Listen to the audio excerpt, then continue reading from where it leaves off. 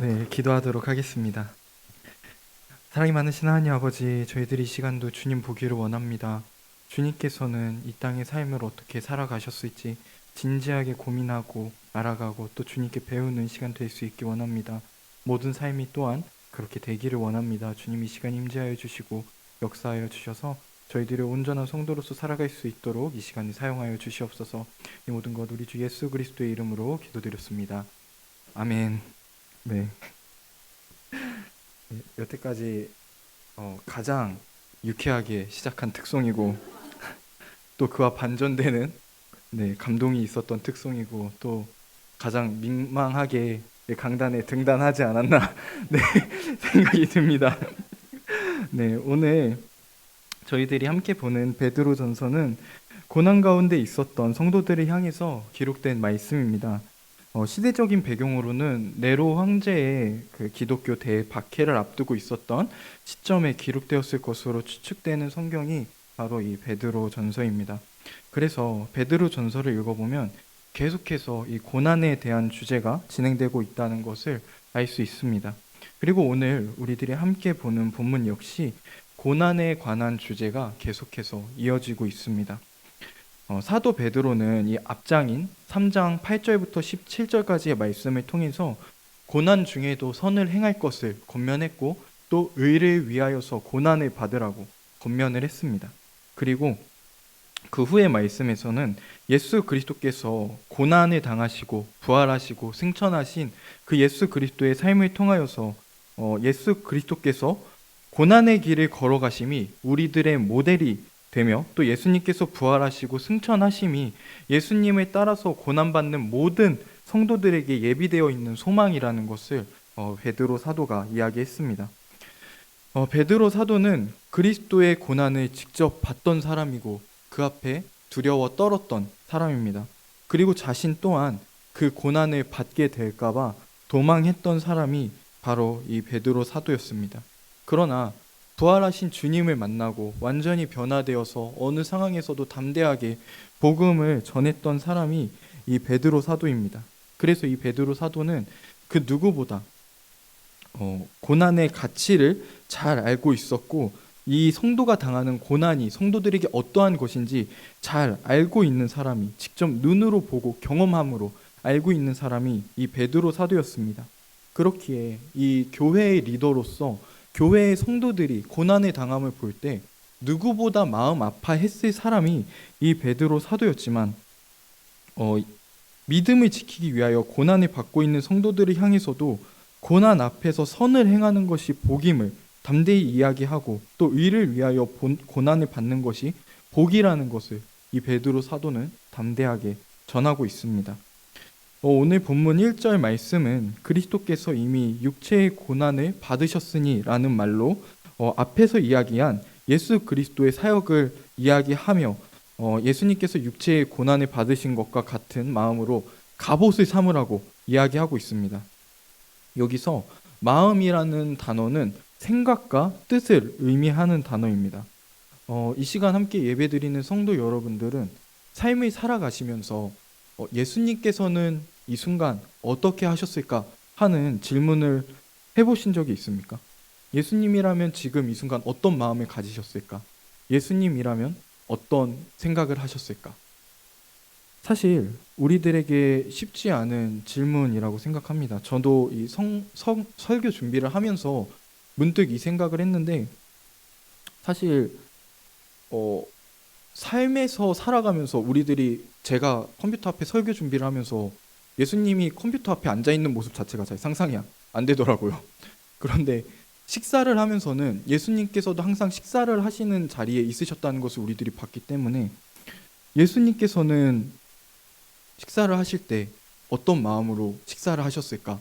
어떤 생각을 하셨을까? 그분은 매일의 일상의 이 식사 자리 가운데에서는 어떤 생각을 하셨을까? 이런 궁금증들이 생기기 시작하더라고요. 우리들이 이 땅의 삶을 살아가면서 고난을 만날 때, 어려움을 당할 때, 또 일상의 삶을 살아가면서도 예수님께서는 어떻게 하셨을까 하는 고민들이 항상 있었으면 좋겠고 또 그것을 쫓는 마음이, 노력이 우리들 안에 있으면 좋겠습니다. 여전히 작은 고난 앞에서도 분노하고 두려워하고 떨고 도망하려 하는 모습이 우리들 안에 있지는 않은지 우리들은 항상 살펴봐야 합니다. 그리고 우리들이 그 고난 앞에서 고난을 대하는 마음이 그 태도가 어떠한지 생각해 봐야 합니다. 사도 베드로는 예수 그리스도와 같은 마음으로 갑옷을 삼으라고 이야기를 합니다. 이 갑옷을 삼으라는 말은 무장을 하라는 이야기입니다. 고난 앞에서 마음을 지키는 것은 결코 쉬운 일이 아닙니다. 그렇기에 우리는 예수 그리스도를 바라봐야 하고 예수 그리스도와 같은 마음으로 무장해야 합니다.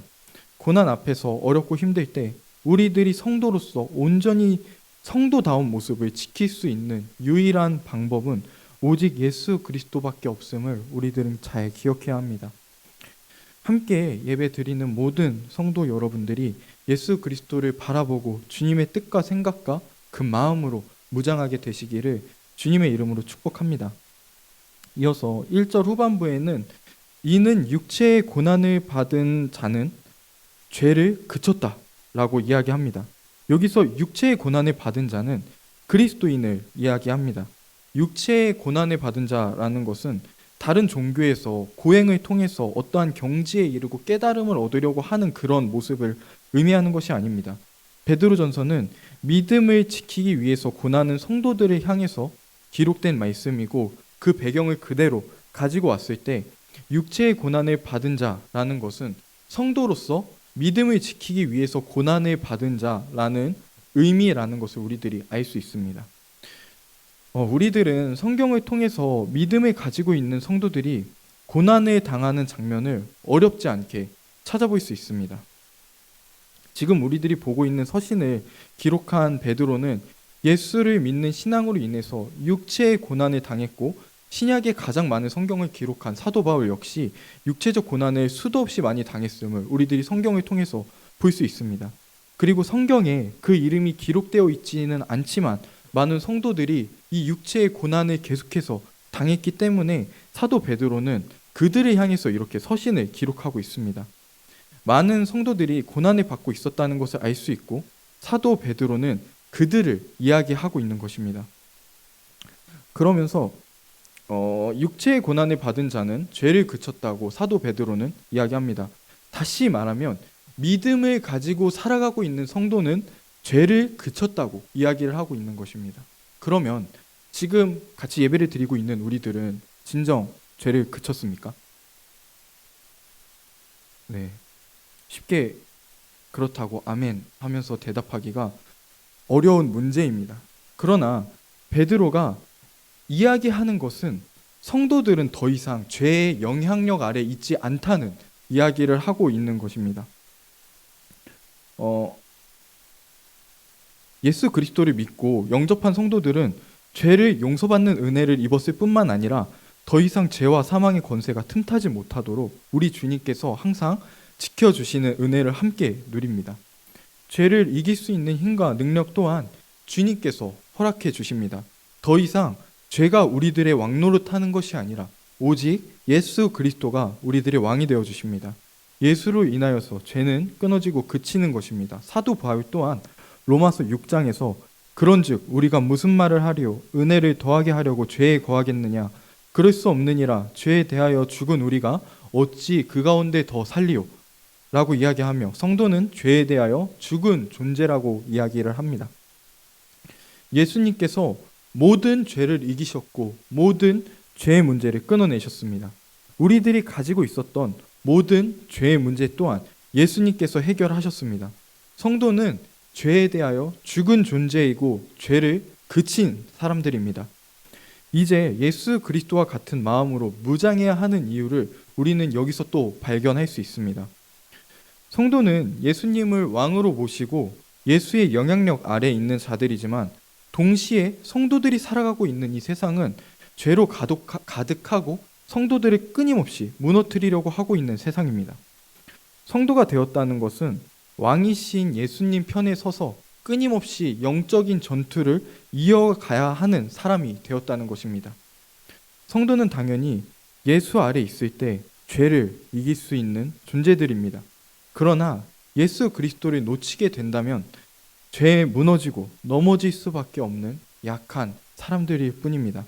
항상 예수님을 바라보시고 예수 그리스도의 마음과 뜻을 살피고 그리스도와 같은 마음으로 무장해서 이 세상을 넉넉히 이기며 나아갈 수 있게 되기를 주님의 이름으로 축복합니다. 이어서 2절과 3절을 우리 성경 통해서 함께 읽어보도록 하겠습니다. 4장 2절 3절입니다. 그 후로는 다시 사람의 정욕을 따르지 않고 하나님의 뜻을 따라 육체의 남은 때를 살게 하려 함이라. 너희가 음란과 정욕과 술 취함과 방탕과 향락과 무법한 우상 숭배를 하여 이방인의 뜻을 따라 행한 것은 지나간 때로 족하도다. 아멘. 그 후로는 다시 사람의 정욕을 따르지 않고 하나님의 뜻을 따라 살아가게 하려 한다고 성경은 이야기하고 있습니다. 사람의 정욕이란 예수님을 알고 하나님을 알기 이전에 가지고 있는 그 타락한 사람들의 본래 마음이고 모습입니다. 우리들은 지금 하나님의 은혜로 이 자리 가운데 모여서 예배 드리고 있지만 하나님의 은혜가 없다면 우리들 또한 사망에 이를 수밖에 없는 정욕만을 가지고 있는 사람들입니다. 제가 신학교 기숙사에서 생활을 할 때 꿨던 한 꿈이 있는데 사람들이 이렇게 모여서 마약을 하고 방탕한 죄를 짓고 있는 상황들이 그 꿈속의 상황이었습니다. 그리고 그 상황 가운데 제가 놓여져 있고 옆에서 같이 생활을 하고 있었던 전도사님이 같이 꿈에서 등장을 했는데 그 사람들이 죄를 권하고 있는 그 상황 가운데에서 옆에서 같이 생활하고 있는 그 전도사님은 딱 끊어내고 나가는 모습을 보였지만 그 꿈속에서 저는 그들과 함께 어울리는 그러한 상황이 제가 꿨던 꿈이었습니다. 비록 꿈이었지만 꿈에서 깨고 난 이후에 저의 마음속에 여전히 자리 잡고 있는 그 더러운 모습들이 드러난 것 같아서 한동안 괴로운 마음을 가지고 지냈었고 언제 제 안에 있는 이 더러운 모습들이 실제로 나타날지 모른다. 이 죄가 드러날지 모른다. 라는 두려움을 가지고 살아갔었습니다. 상황과 환경만 주어진다면 언제든지 죄에 넘어지고 무너질 수 있는 존재가 나구나 라는 깨달음이 그 순간에 왔었고 한동안 이 힘겨운 마음을 가지고 지냈었습니다. 그러나 이 내가 죄인이라는 사실이 깊이 깨달아질수록 하나님의 은혜가 필요한 이유 그리고 예수 그리스도께서 육신의 고난을 당하면서까지 우리들을 구원해 주신 이유를 더 깊이 생각할 수 있게 해줍니다. 인간 스스로는 죄를 이길 수 없고 죄의 영향력 아래에서 두려워하며 살아갈 수밖에 없는 존재가 바로 인간입니다. 그러나 예수님께서 함께하여 주시면 죄의 영향력 아래에서 살아가던 삶을 끊어내고 하나님의 뜻을 따라 살아갈 수 있게 됩니다. 성도가 하나님을 만나기 이전의 삶은 세상 사람들과 똑같이 음란과 정욕과 술 취함과 방탕과 향락과 무법한 우상 숭배에 빠져 살아갔을지 모르지만 그러한 것들은 지나간 때로 충분합니다. 요즘은 미디어에서 술을 마시고 즐기는 모습들을 우리들이 정말 흔하게 발견할 수 있습니다. 인기 있는 예능 프로그램인 나 혼자 산다라는 프로그램은 연예인들의 일상을 보여주는데 그 프로그램을 보다 보면은 연예인들이 음주를 즐기는 모습을 정말 자주 노출합니다. 정말 쉽게 우리들에게 보여줍니다. 그들의 그런 모습은 마치 인생을 온전히 여유 있게 즐기고 있는 모습처럼 느껴지게 합니다. 이와 같이 술을 즐기면서 혹은 다른 쾌락적 요소들을 즐기면서 이게 바로 인생이라고 외치는 모습은 미디어를 통해서 우리들이 어렵지 않게 찾아볼 수 있습니다. 그런 것들을 즐기고 쫓는 것이 왜 인생입니까? 제가 설교를 준비하고 있을 때 우연히 한 간증 영상을 보게 됐습니다. 그 성도님은 젊은 나이에 대기업 과장이 되었고 삶의 목표가 또 빨리 부장으로 승진하는 것뿐이었다고 이야기를 합니다. 그래서 주일에도 실적을 내기 위해서 모든 팀원들에게 출근을 강요했었는데 그럴 때마다 찾아오는 5명의 그리스도인들이 있었다고 합니다. 예배를 드리러 가야 한다는 거죠. 그런데 그들이 찾아오면은 이제 정신 상태가 글러먹었다, 이기적이다, 회사 때려치고 교회 나가라고 소리치면서 인격적인 모독을 주고 또 공포 분위기를 조성하고 그 후에는 모두가 들을 수 있게 인사과에 전화를 해서 왜 예수쟁이를 뽑아서 문제를 일으키냐고 소리를 지르고 전화기를 이제 집어 던지는 것까지 하는 것이 그 과장이 했었던 일이라고 합니다. 이 간증을 하는 성도님이 이 이야기를 하면서 눈물을 흘리고 정말 손을 이렇게 파들파들 떨면서 이야기를 하고 그 시절의 자신을 고백하며 회개하는 그 모습을 볼 수 있었는데, 하나님의 은혜가 예수를 핍박하는 자까지도 사랑하시고 변화시키는 큰 은혜라는 것을 다시 한번 생각해 보게 됐습니다. 성도 여러분, 지금 예수를 그리스도로 고백하고 있다면, 예수를 나의 삶의 주인이라고 고백하고 있다면 이미 하나님의 은혜가 우리들 가운데 임한 줄을 믿습니다. 우리들이 그 어떤 죄 가운데 빠져 있었다고 할지라도 이제 그것은 지나간 그 자체로 충분합니다. 우리들이 주님을 알기 전에 빠져 있었던 모든 죄들은 이제 하나님의 놀라운 역사하심의 흔적들로 남게 되기를 주님의 이름으로 축복합니다. 이제 우리들이 살아갈 모든 날들이 하나님의 뜻을 따라 살아가게 되기를 주님의 이름으로 축복합니다. 다음으로 4절에서는 너희가 그들과 함께 극한 방탕에 다름질하지 아니하는 것을 그들이 이상히 여겨 비방한다고 이야기합니다. 여기서 너희는 그리스도인들, 성도들을 의미하고 그들은 성도가 아닌 사람들, 그리스도를 모르는 사람들을 의미한다고 볼 수 있습니다. 그리스도를 모르는 사람들은 그들과 다른 성도의 삶을 이해할 수 없습니다. 극한 방탕에 다름질한다는 것은 거칠고 무질서함 속에 그 삶을 버려두는 것을 의미합니다. 주님을 떠나서 그들이 원하는 것들을 우상으로 쫓고 향락과 쾌락을 쫓고 그들의 욕심만에 따라서 살아가는 무질서함 속에 있는 사람들은 주님 안에서 모든 삶의 방향성을 정하고 나아가는 성도들의 삶을 전혀 이해할 수 없습니다. 그들은 성도들을 보면서 이상함을 느낀다고 성경은 기록하고 있습니다. 그들이 느끼는 이상함은 전혀 다른 문화 속에 살아가고 있는 이방인처럼 느끼고 있다는 것입니다. 그리고 그들이 성도들에게 하는 것은 비방입니다. 여기서 사용된 비방이라는 단어는 교회와 그 믿음을 모독하고 조롱하는 것을 표현하는 단어입니다. 한 사람이 주님을 만나 변화되어 이전에 따르던 정욕들을 버리고 하나님의 뜻을 따라 살아가기 시작할 때 이 세상은 박수 쳐주고 칭찬해주지 않습니다. 오히려 이상히 여기고 비방하는 것이 이 세상입니다.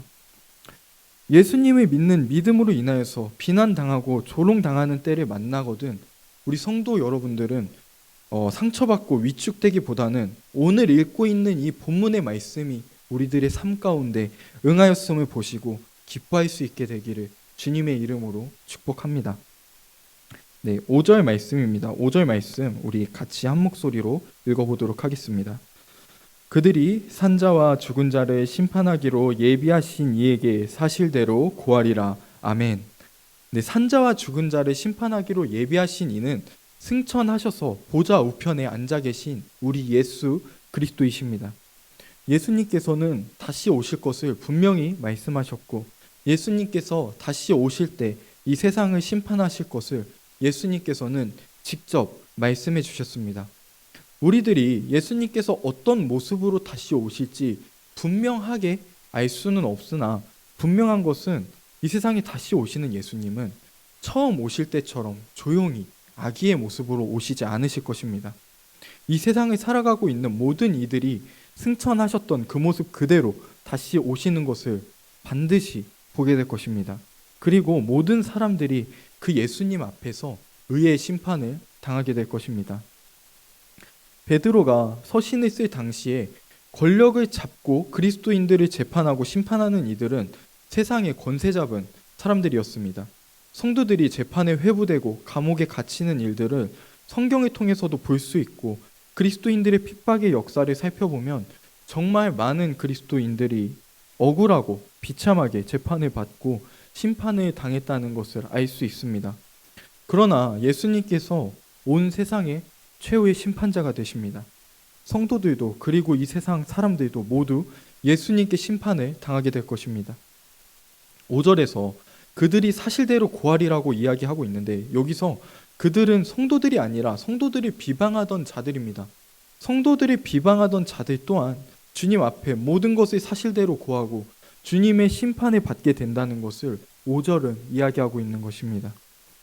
예수 그리스도의 심판은 그리스도의 마음으로 무장하고 하나님의 뜻을 따라 살아가는 성도들에게는 소망이 될 것이고, 또 주님을 알지 못하고 극한 방탕으로 다름질하며 살아갔던 사람들에게는 두려움이 될 것입니다. 함께 예배드리는 모든 성도 여러분들에게 예수 그리스도의 심판이 두려움이 아니라 우리들의 눈물을 닦아주는 소망이 될 수 있기를 주님의 이름으로 축복합니다. 마지막으로 6절 말씀입니다. 이를 위하여 죽은 자들에게도 복음이 전파되었으니 이는 육체로는 사람으로 심판을 받으라 영으로는 하나님을 따라 살게 하려 함이라. 아멘. 이를 위하여라 함은 예수님께서 산자와 죽은 자를 심판하시는 심판주이심을 가리키며 이야기하고 있는 것입니다. 그리고 여기서 죽은 자들은 그리스도의 복음을 듣고서 믿음을 가지고 죽은 자들을 의미합니다. 초대교회 성도들이 가지고 있었던 종말론적 사고를 보면은 이 말씀을 이해하는데 조금 더 도움이 될 수 있습니다. 초대교회 성도들은 자신들이 이 세상을, 이 육신을 가지고 살아가고 있는 동안에 예수님께서 다시 오심을 보게 될 것이라고 믿고 있었습니다. 그러나 이 세상을 살아가면서 여러 가지 이유로 주님이 다시 오시기 전에 죽는 성도들이 생겼습니다. 그러니까 이제 성도들에게는 예수님께서 다시 오시기 전에 죽은 그 성도들은 어떻게 되는 것인가 하는 의문들이 생겨났습니다. 바울은 이에 대해서 데살로니가전서 4장에서 대답해 줍니다. 제가 데살로니가전서 4장 16절로 18절의 말씀을 읽어드리도록 하겠습니다. 주께서 호령과 천사장의 소리와 하나님의 나팔 소리로 친히 하늘로부터 강림하시리니 그리스도 안에서 죽은 자들이 먼저 일어나고 그 후에 우리 살아남은 자들도 그들과 함께 구름 속으로 끌어올려 공중에서 주를 영접하게 하시리니 그리하여 우리가 항상 주와 함께 있으리라. 그러므로 이러한 말로 서로 위로하라. 아멘. 성도의 죽음은 영원한 죽음이 아니라는 것을 사도 바울은 이야기해 주고 있고 그 말로 서로 위로하라고 이야기해 주고 있습니다. 그리고 오늘 사도 베드로는 육체로는 사람으로 심판을 받으나 영으로는 하나님을 따라 살게 하려 한다는 말을 통해서 동일한 위로를 전하고 있습니다. 성도로 살아가면서 비록 육체는 사람들에게 고난을 받고 심판받아서 죽게 될 수 있습니다. 그러나 그것이 성도의 종말이 아닙니다. 성도는 하나님을 따라서 영원히 살아가는 존재입니다. 성도가 믿는 믿음은 결코 헛되게 끝나지 않습니다. 그 믿음으로 인하여서 혹 이 육신이 죽게 된다고 할지라도 그 믿음은 헛되지 않습니다. 믿음으로 살아가는 자는 영원히 하나님과 함께 살아갈 것이고 예수님과 같이 영광스러운 몸을 입고 부활하고 주님과 같이 살아가게 될 것을 믿으시기를 축복합니다. 이제 말씀을 맺도록 하겠습니다. 우리들 모두 눈들어서 예수님을 보게 되기를 소망합니다.